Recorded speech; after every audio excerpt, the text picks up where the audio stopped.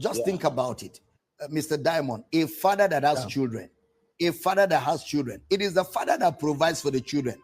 The father will never give the children a condition that if you don't give me money, I will not pay your school fees. If you don't give me money, I will not help to establish you in life. If I have the money to give you, then I don't need you as a father. Everything we have today, everything we will ever be, God created it before creating us. God created the planet before he put man in it, which means God made provision first before creating humanity. That God cannot be the one now giving you a condition that if you don't give him, you cannot get. If that is the basis, then what about people who are not Christians, people that are not saved, people that have not believed the gospel, but they are multi-billionaires in dollars, they are rich. They have not given God any bribe. They just have good business sense and they have good investment sense and they engage in right opportunities and they have their money.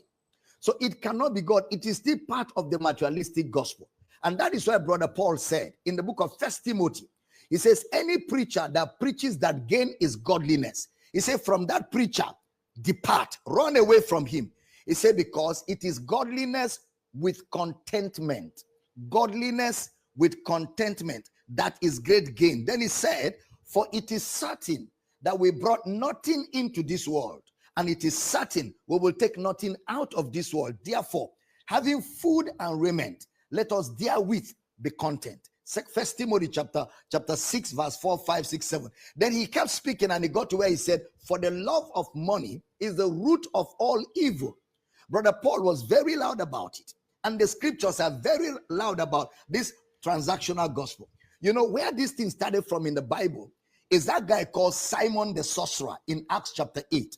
When he saw Peter pray for people and the power of God came on the people, Simon the sorcerer, who was a native doctor, took a bag of money and brought to Peter and said, give me this power, take money, so that anybody I pray for, the power of God will touch them like this. And Peter looked at the man and said, go and perish with your money. You cannot buy the gift of God with money. So if in the book of Acts, when the church started, that gospel was not celebrated, why will people celebrate that gospel today? Because that is not the gospel. The gospel is the gospel of a loving God, the gospel of a gracious God, the gospel of a good God. And the Bible tells us in Romans chapter 3 that it is his goodness that leads men to repentance. Everything we have today, God gave us. And God has never used any material thing as a condition for man having a relationship with him. For God so loved the world that he gave. It is God that gave his only begotten son. He's the first giver. He's the sole giver. He's the main giver. And today we only receive from what God himself has given. We only receive. We are recipients of God's mercy.